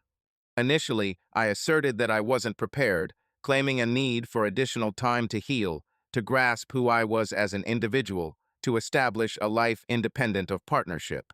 But then I encountered Alicia. Alicia was a contract consultant for one of my clients, brought in to reorganize their contracts department. In a conference room, we debated liability clauses for 3 hours, argued over indemnity identification language, and conversed so fluently that we skipped lunch and had coffee afterwards. "You seem to enjoy this," she commented as I elucidated the benefits of cascade liability over joint and several. "Is that unusual?" I responded. "No, it's invigorating. Most lawyers I encounter either overly serious or disengaged. You, however, are genuinely enthusiastic about contracts." "They're intricate puzzles," I explained. "The challenge lies in finding the optimal language to safeguard my client while ensuring the other party feels they've received a fair deal. It's an art form." Alicia smiled and introduced herself as Alicia.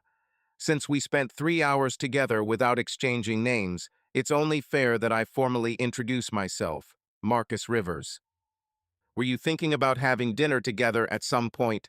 A place where we could converse about matters other than legal terms. I should have declined. I should have clarified that I had recently divorced, was still in therapy, and not ready for a romantic relationship. I should have preserved the professional boundaries and kept our interactions strictly business. Instead, I agreed.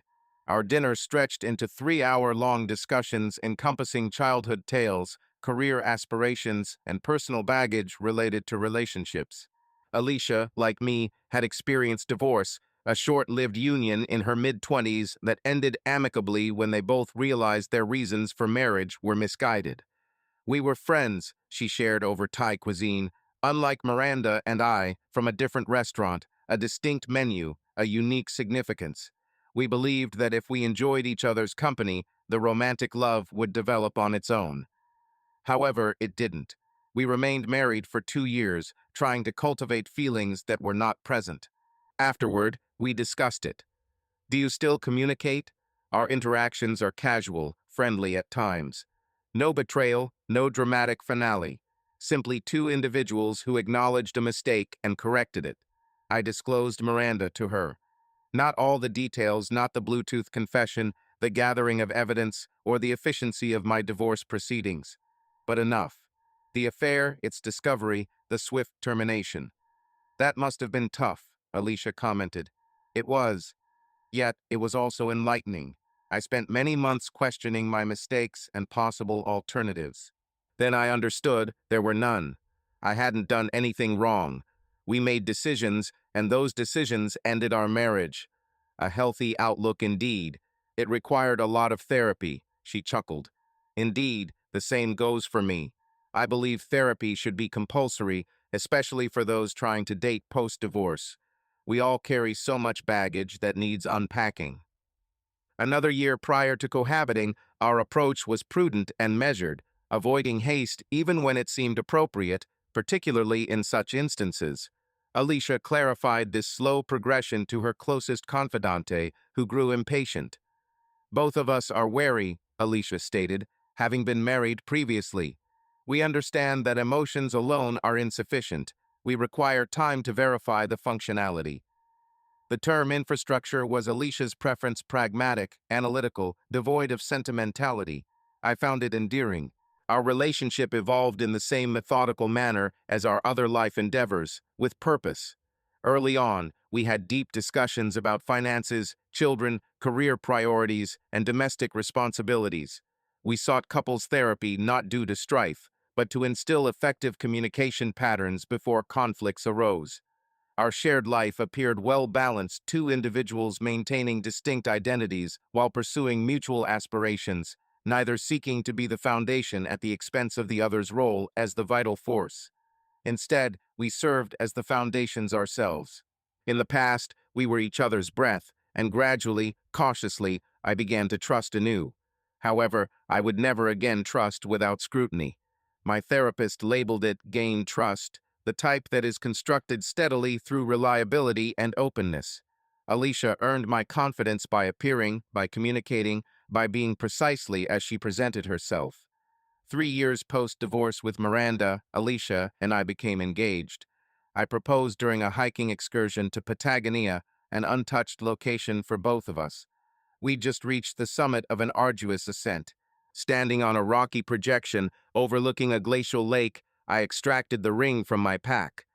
"I'm afraid," I admitted, because honesty had become our cornerstone.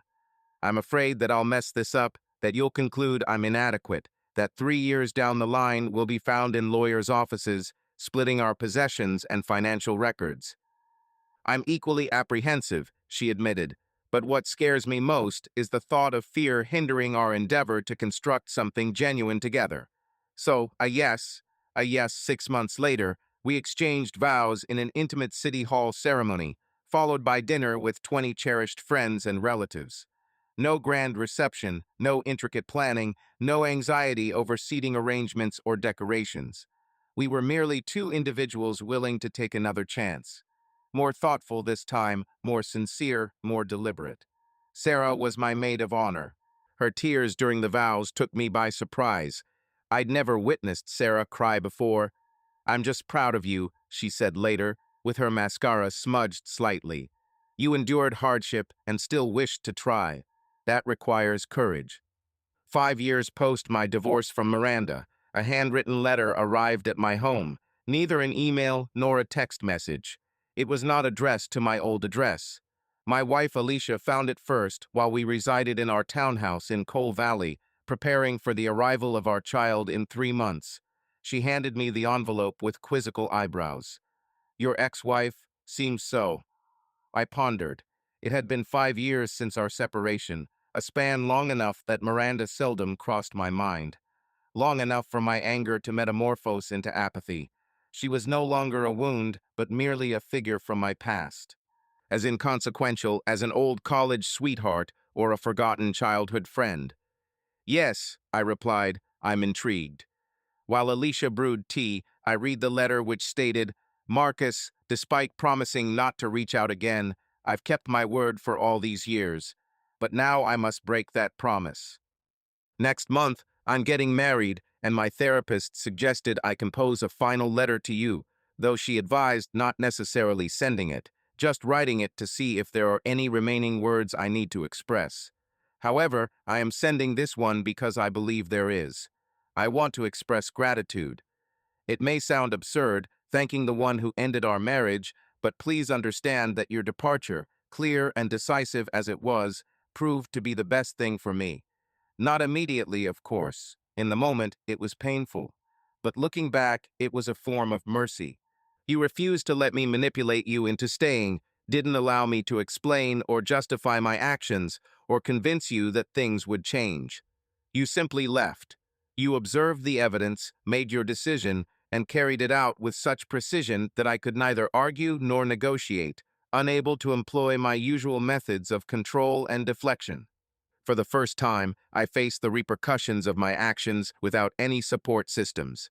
No backup, no comfort zones to return to, and certainly no partner to lean on as I sorted through my problems. It was just me, isolated, compelled to take action. And take action I did. I sought genuine therapy, not just emergency care, but intensive exploration into why I unconsciously ruin good situations. I discovered that I possess anxious attachment patterns from my childhood, and that I equate stability with monotony because my father was stable yet uninteresting, and I observed my mother's slow decline within their marriage. I learned that I instigate chaos as a test. If you can endure my chaos, then perhaps you truly care for me. I realized that none of this offers an excuse, but it does provide an explanation. My current partner, Daniel, is stable in every sense you were. However, I've come to view stability differently. I've learned that stable doesn't imply monotony, it implies safety. I'm assured he'll be present tomorrow, next week, and next year. This allows me to unwind instead of anxiously verifying if he might depart. I'm no longer the individual who deceived you in the past. I've made amends and continue to do so. I felt compelled to inform you that it was your persistence that enabled me to make those changes. So, thank you. Thank you for leaving. Thank you for refusing my apologies and not giving me another chance. Thank you for teaching me that actions have repercussions and some betrayals are irreversible. I hope your content, Marcus. I hope you found someone who cherishes your dependability, who recognizes that a foundation isn't dull, it's indispensable. I hope you possess everything you deserve, and I hope, deep inside, you know that you didn't falter. You loved me in the best way you knew how. The shortcoming was mine, not yours. I let my tea grow cold as I read your letter twice. Then I passed it to Alicia. After reading it, she remained quiet, looking at me. How are you feeling? I believe vindicated is a suitable term. Now, she seems to comprehend what she did and why it was wrong, as well as the price it exacted from both of us. Do you wish to reply? For a moment, I contemplated doing so. I desired to convey that I was content, that I'd found my partner, that I'd constructed the life she'd professed to want for me. Moreover, to show that not only had I survived, but I flourished. However, another part of me discerned the true nature of this response. It was ego, a desire to triumph, to have the final word, to display my superior recovery. No, I replied, I don't think so. This letter isn't primarily for me, it's intended for her. It serves as part of her healing journey, her preparation for her upcoming marriage. And that's acceptable. I'm pleased she's making progress, but I don't want to be involved in it. So, what do you propose we do with this letter? I gazed at the letter, noticing Miranda's meticulous handwriting, her sincerity, and her gratitude. The lacking closure during the divorce was what I found myself holding on to, the silent affirmation that I hadn't earned. However, I came to understand that I no longer required it. I think I'll retain it, not for validation, but as a reminder. A reminder of human transformation, therapy's efficacy, and sometimes the most compassionate act is denying participation in self-destruction. That remark was quite mature of you, she remarked. She had undergone extensive therapy herself, and our conversation shifted to discussing nursery colors and whether we required a glider chair or... Miranda's letter was stored away in my desk drawer among other keepsakes from that time in my life. Our daughter, Sophia Elena Rivers Chen, was born 3 months later, arriving 2 weeks prematurely, expressing her discontent with the world's bright lights and cold air through cries, and I found myself instantly smitten. My love for Sophia differed from how I fell in love with Miranda or Alicia. It was rawer, more primal. A love so intense it could provoke me to act violently if she were threatened. A love that made my previous perception of the word seem insufficient. In the hospital, I cradled Sophia while Alicia slept from labor's exhaustion, and I pondered on foundations. This child required one, a solid base for her journey through life, consistent parents who were present, honest, and showed that love didn't have to be tumultuous to be genuine. She needed to grasp that stability wasn't mundane.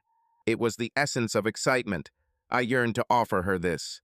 The gift of not having to fabricate conflict to experience life fully, of not needing to check if people would remain, of knowing that her foundation was secure and wouldn't crumble beneath her. I'll strive not to cause harm to her, I murmured, as her cloudy newborn eyes stared blankly at me, unaffected by my vow. Alicia chuckled upon hearing my words. That's a promise every parent makes. We all end up messing them up somehow. The aim is simply to not repeat the mistakes our parents made on us. What kind of mistakes did your parents make? They were flawless, stable, consistent, healthy. I spent my 20s rebelling against their perfection and ended up in a mundane marriage because I didn't know how to seek anything more intriguing than security. And now I realize that safety and excitement aren't mutually exclusive, that you can have stability and passion, that monotony and dependability are distinct.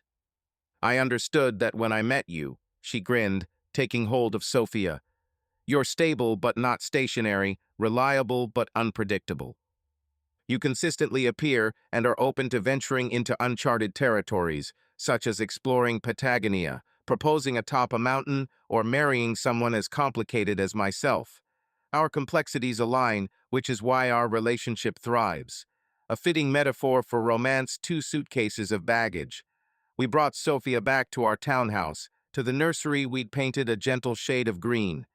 To the life we've constructed together, with such deliberate effort. And it struck me then I had spent 5 years recuperating from my divorce, rebuilding myself, learning to trust once more. Yet, I also learned how to be a better companion during those 5 years. With Miranda, I aimed for stability, offering support, and being the dependable presence she could rely on. However, I confused steadiness with inactivity. I believed that being consistent meant avoiding turbulence, suppressing my own demands, and shying away from confrontation. With Alicia, I discovered that steadiness could be proactive, offering dependability while encouraging growth. The base didn't imply rigidity. Instead, it was robust enough to support development. I realized that trust wasn't predicated on absence of doubt, but rather on choosing faith amidst ambiguity. Intimacy necessitated vulnerability, which implied exposing oneself to potential betrayal, yet persisting because the alternative was insensate. I understood that I didn't have to be flawless to suffice. One evening, when Sophia was 6 months old and finally slept soundly throughout the night, Alicia and I enjoyed a meal, a rare occasion of sitting down at the table. When she inquired about something unexpected, I was taken aback. "Do you ever reflect on your first marriage? Sometimes, why? I just ponder how much you've changed. Who were you before all that happened?" I pondered over it. At 31, having just married and confident I'd found my soulmate and mapped out my life, I was, in truth, naive, not foolish. I thought love and loyalty were all that mattered, that if I strived hard enough and was worthy enough, the marriage would thrive. I didn't grasp that people's choices can't be controlled, that at times they might deceive you, not due to your shortcomings, but because they harbor hidden wounds beyond repair. I had been more gullible then, assuming the best of people, accepting their words at face value. Now, however, I scrutinize, I pay heed, I trust, but I'm no longer blindly optimistic. I understand that people can be dishonest, that appearances can be misleading, and that the one you love dearly might inflict pain on you most cruelly. That sounds daunting.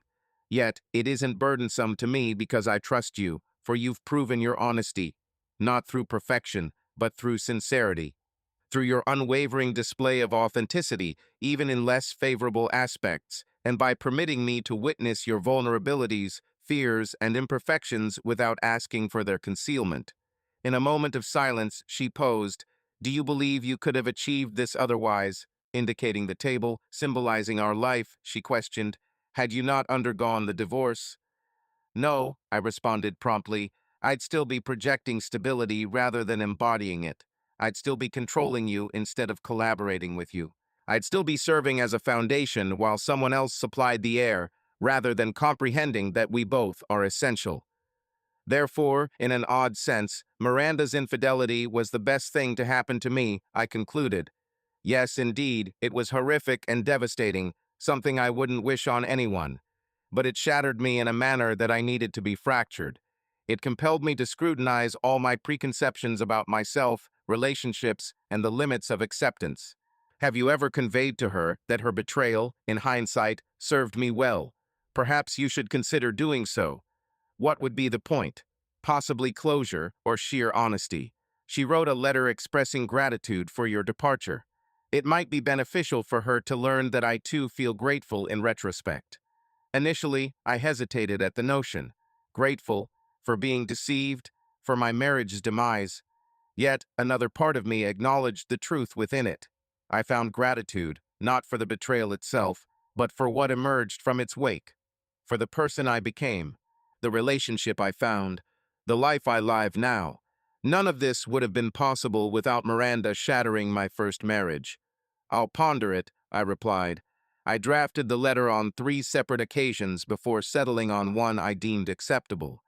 The initial version was too vindictive, expressing thanks for her infidelity, highlighting how much more fulfilling my life is now, making it clear that I had emerged victorious.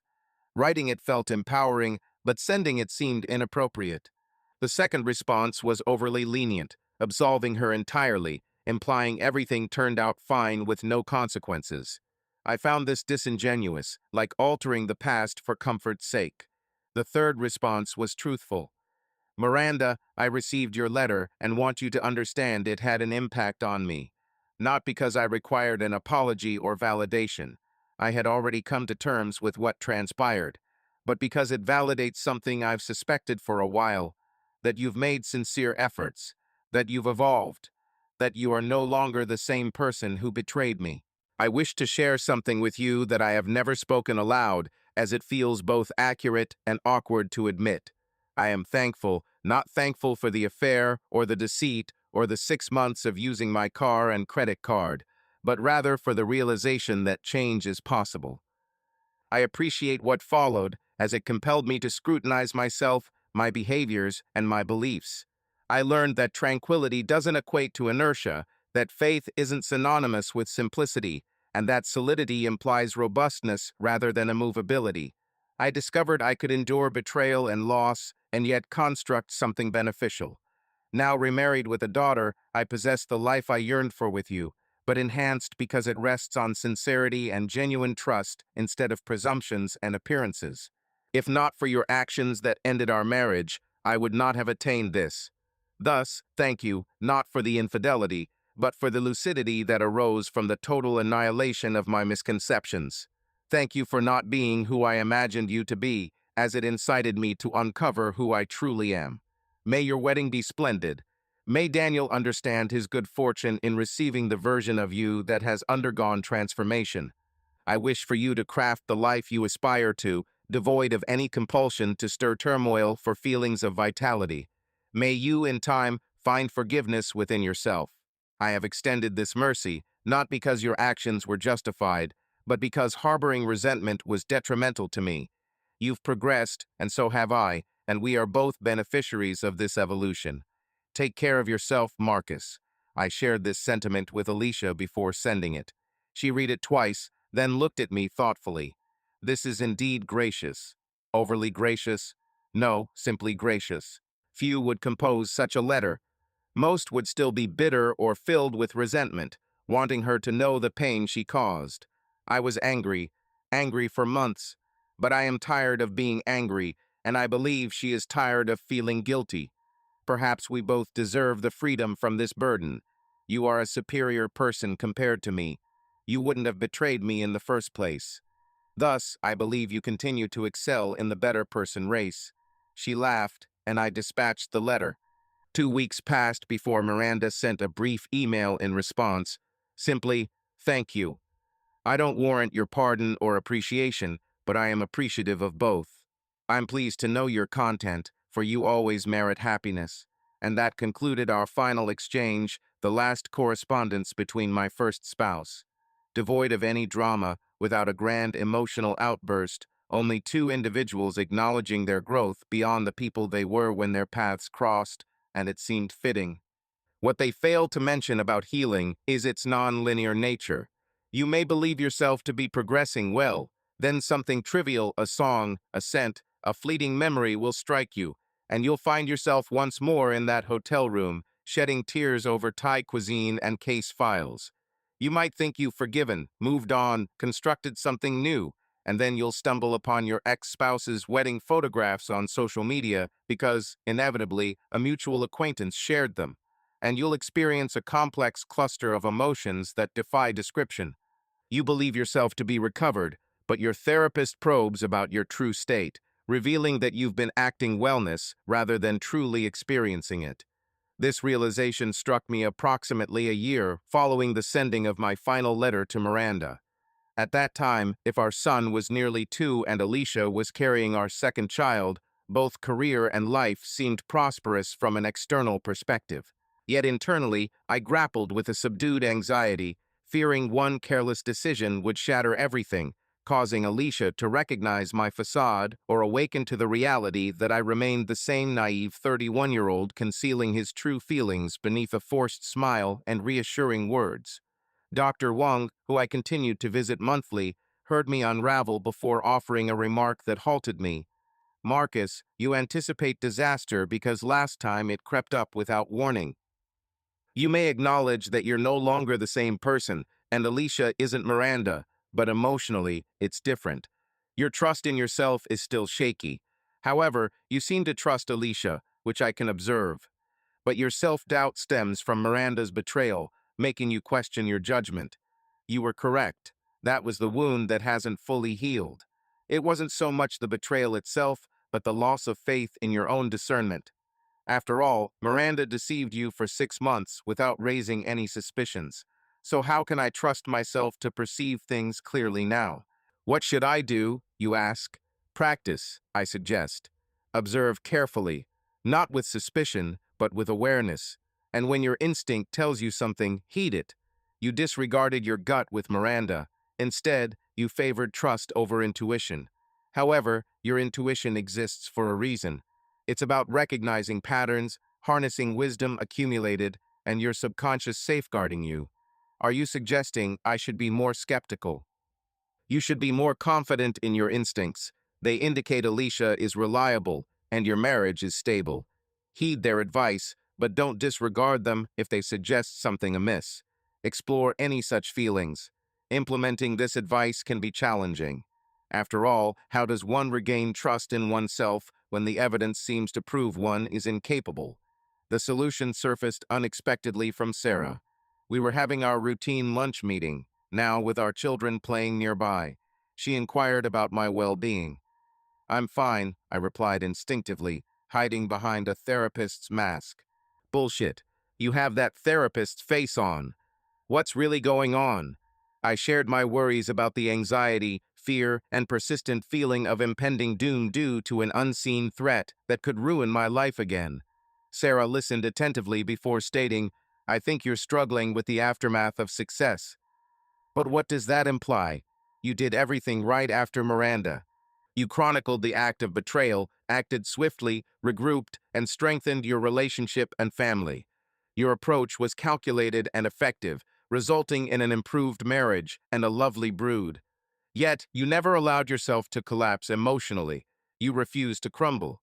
I disintegrated, shed tears, underwent therapy.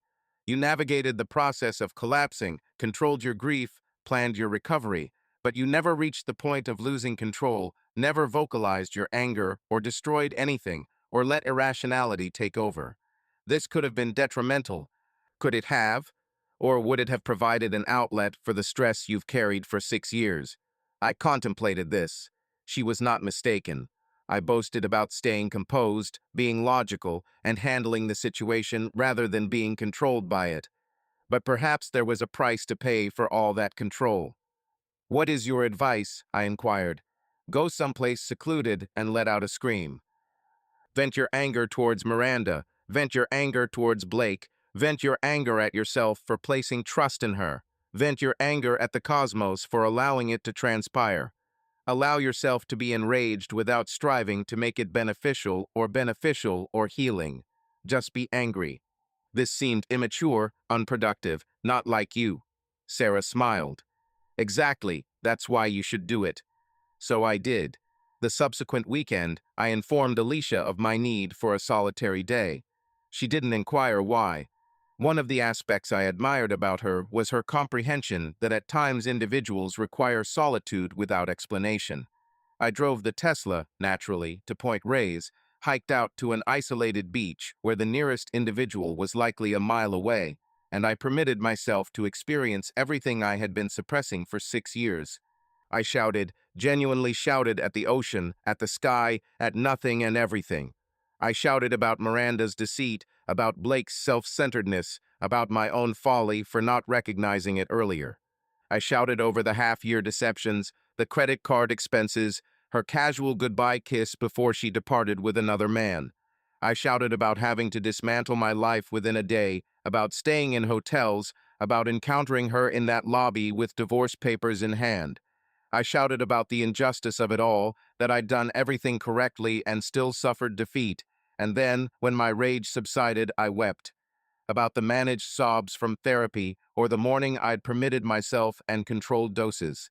I wept as if I had wished to weep on that first night in the hotel room, but hadn't allowed it. I wept for the marriage I thought I possessed, for the woman I believed in, for the image of myself who'd replied with a smile and said, "No issue," while his world crumbled. I wept until I had no more tears left. Then I sat on the beach and observed the waves and felt less heavy. After recovering, I began to comprehend that healing wasn't an endpoint, but a journey. It felt as if I had been carrying a heavy burden for so long without realizing its presence, and now, at last, I had laid it down. I texted Alicia, "I love you, I'll be home for dinner." She replied, "Love you too, take your time."